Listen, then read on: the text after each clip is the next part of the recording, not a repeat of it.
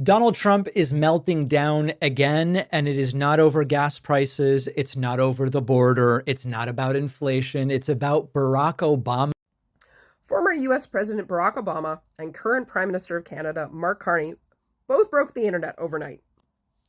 All because Mark Carney posted a video of him meeting and shaking hands with Barack Obama. Watch.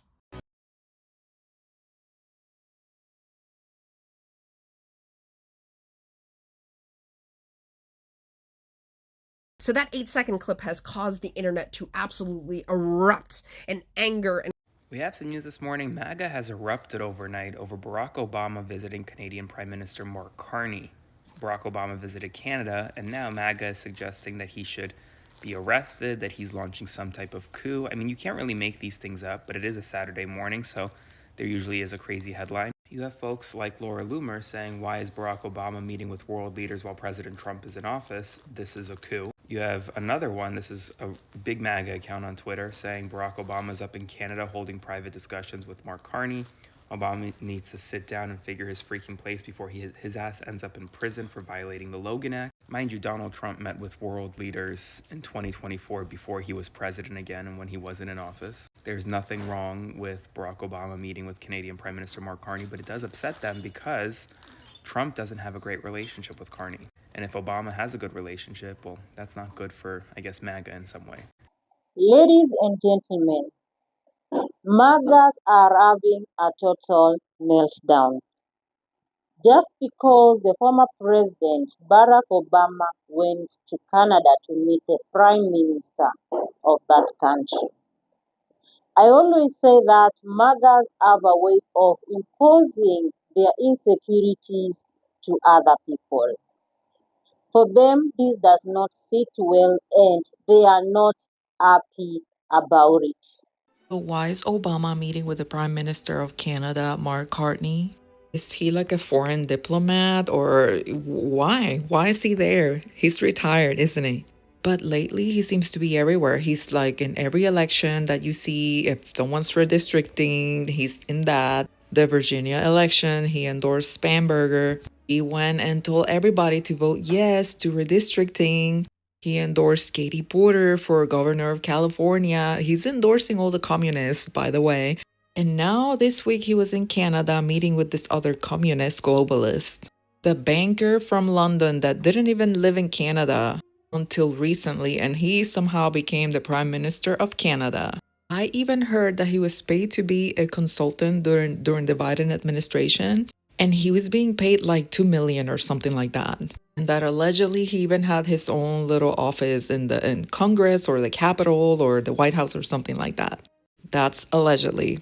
But why can't he just go away? Questions. What in the world is a former U.S. president doing talking to the leader of Canada? That is unacceptable. That is collusion. They are treasonous. They are working against Donald Trump.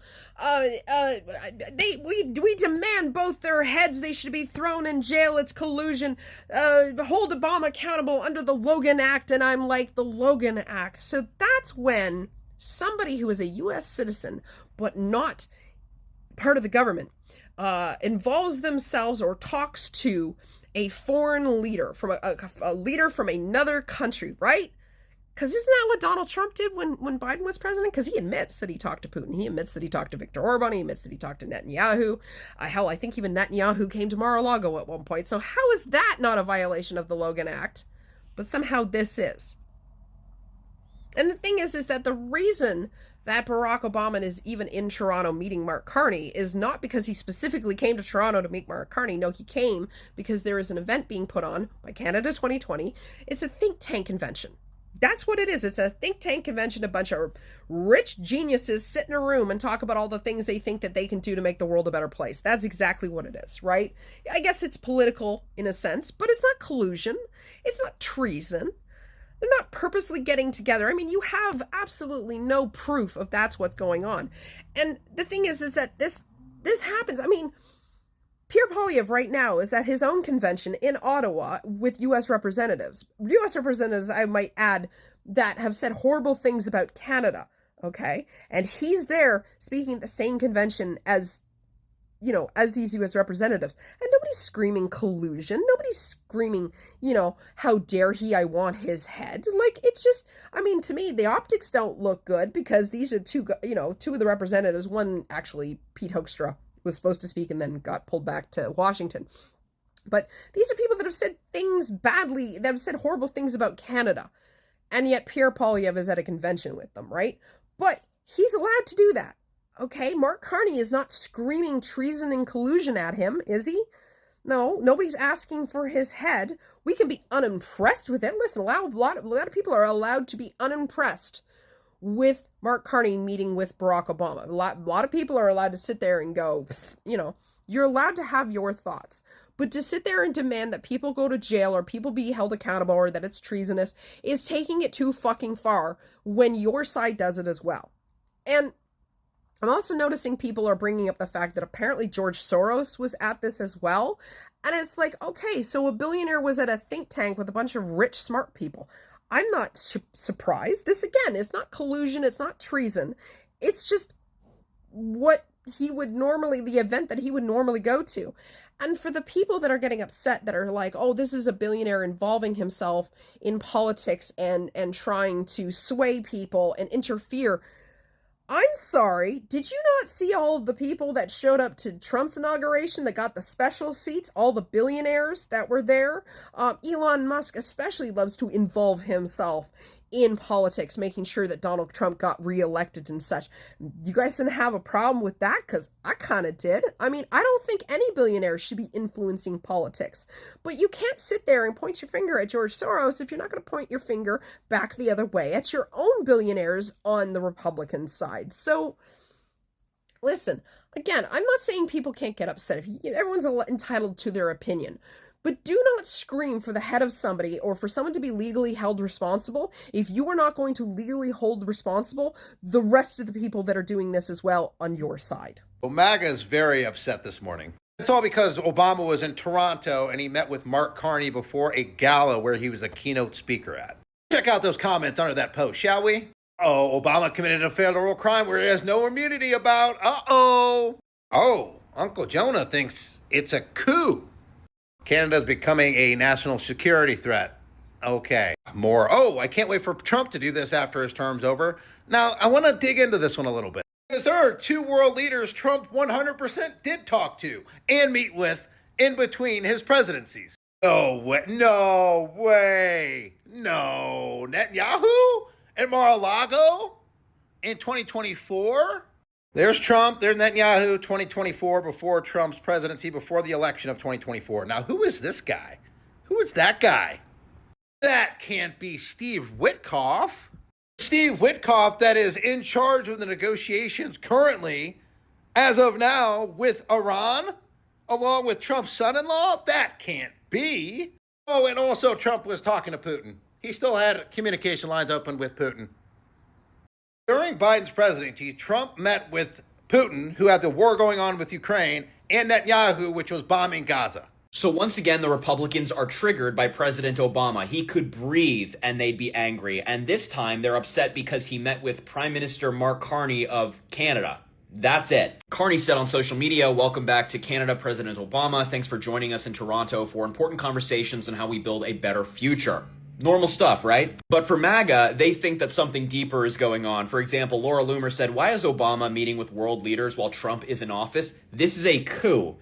She thinks that Obama meeting with Carney is an attempt to overthrow the United States government. Another popular MAGA account on Twitter said, "He's a former president. This violates the Logan Act." No, it does not. Honestly, I don't know what the F he thinks he's doing. The balls the Democrats have, unbelievable. I actually responded to that tweet by saying, "This you," referencing her back in 2024, celebrating Donald Trump meeting with Netanyahu at Mar-a-Lago. The MAGA Republicans hate Obama because he's better than Donald Trump in every single way, and people actually like him. He's one of the most popular politicians in America, despite leaving the presidency years ago. People still love him. So Obama visits Canada, and somehow the internet turns this into a coup conspiracy? Former President Barack Obama recently traveled to Canada, and parts of MAGA world completely lost it. online influencers and conspiracy accounts started suggesting that the visit was tied to some kind of shadow political operation or coordinated efforts behind the scenes. Not diplomacy, not a public appearance, a coup conspiracy. And this is where politics in America is dangerous, because we've reached this point where even a former president traveling internationally can instantly become proof of a conspiracy, depending upon who's online first. No evidence needed, no facts confirmed, just outrage and algorithms. Now, to be clear, it's sad to even have to say this, but it's obvious Obama is not involved in some sort of coup attempt with Canada or a legal political operation of any kind. But the speed at which these narratives can spread says a shit ton about the state of the political discourse right now. So yeah, Obama visited Canada, and somehow that was enough for part of the internet to convince themselves that democracy was ending. Share your thoughts in the comments section and follow me for more. I've been noticing for years that the Trump cult is absolutely obsessed with Barack Obama. So I decided to do some research to try and find out why the MAGA cult is so obsessed with Obama. Barack Obama has not been president for 10 years, and MAGA can't stop talking about him. They are literally obsessed with the man. They try and blame him for things that are happening today. That's not random. There's a psychological reason for that, although it seems a little creepy. Here are the 4 reasons the Trump cult is obsessed with President Obama. 1. The psychological wage of whiteness. In 1935, sociologist W.E.B. Du Bois at Atlanta University studied poor white Americans. White Americans, even the poor ones, with no money and no power, felt superior to black Americans. Not because they earned it, but because for 250 years the entire system told them they were superior to black people. The law said it, the church said it, the culture said it. Du Bois called it the psychological wage of whiteness. This is a status payment people collect just for being white, a floor that white people couldn't fall beneath. Then Barack Obama became president. He occupied the highest status role in the country. That destroyed the floor. And when a status floor breaks, people don't quietly adjust. They backlash. Obama didn't just win an election. He took something they didn't even know they were depending on. They didn't earn this special status, but they thought it was stolen when Barack Obama got elected. And they've been trying to take it back ever since. 2. Social identity threat. Psychologist Henry Teifel at the University of Bristol spent decades studying in-group conflict. What he found was when a member of an outgroup outperforms the in-group, the psychological response is not one of admiration, but hostility. Teifel called this social identity threat. A failed black president would have confirmed the Trump cult's worldview, but Obama being polished, competent, scandal-free, and widely respected by world leaders made it impossible to call him incompetent. The better Obama performed, the more threatening he became to the cult, not because of his policies, but because his success directly contradicted everything they believe about the natural order of things. He wasn't supposed to be better. He wasn't supposed to be a gentleman and a scholar, and yet he was. That doesn't just go away. When weak, mediocre people see someone they believe was inferior reach the highest office in the country, they don't get inspired. They become filled with rage. They feel lied to, and they need someone to blame for the hate and rage. That target is Obama. Everything they could never be. 3. Scapegoating. Obama left office in 2017, but his name never left the conversation, because Trump spent more than a decade smearing his name. It all started before Trump was even president.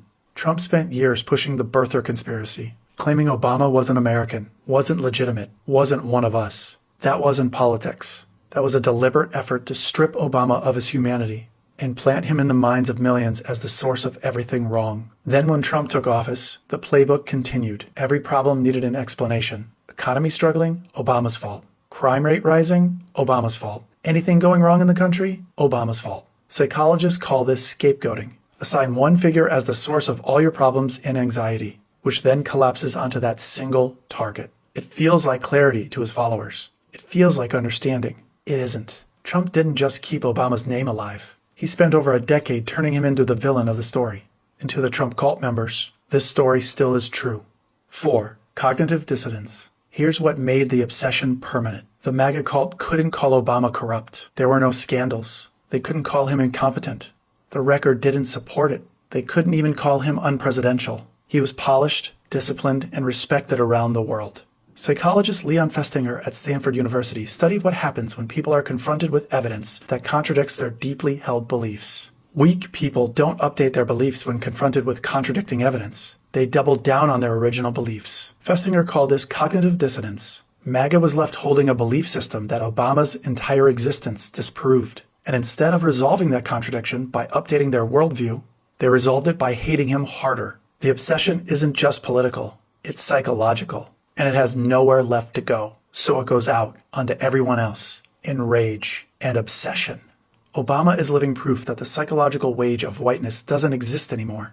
And to weak people who never earned that status in the first place, it feels like an identity crisis. So they obsess more, say his name more, talk about him obsessively all the time. One thing the MAGA people should know is Obama was and is still a leader. He goes down in history as one of the greatest presidents the country will never have.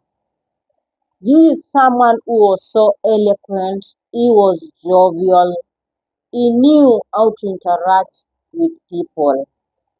This is someone who went out there and settled a lot of wars, and he also went out there and struck a lot of deals for his country. He knew how to represent his country back then. MAGA should not be complaining because when Biden was the president back in 2024, Trump was moving all over and meeting other world leaders, for example, Putin, but people would not complain. So I don't see why the MAGA right now should be complaining that Obama is moving and meeting other world leaders. I always say that MAGA has a way of imposing their insecurities to other people. They always have that fear of something is not working on their favor and they feel that it's not right, of which I don't see any problem with former head of states meeting other people. Former presidents have been moving around and meeting other leaders. So it's not something which is starting today.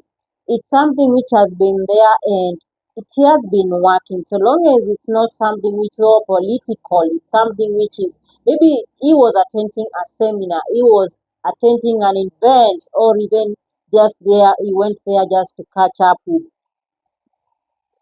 the prime minister of that country. I don't see any problem. Let me know what you think. Do you think right now the MAGAs are right? Drop your thoughts down below. Give the video a big thumbs up. Subscribe to the channel. And credit goes to the creators of these short videos. Thank you for watching.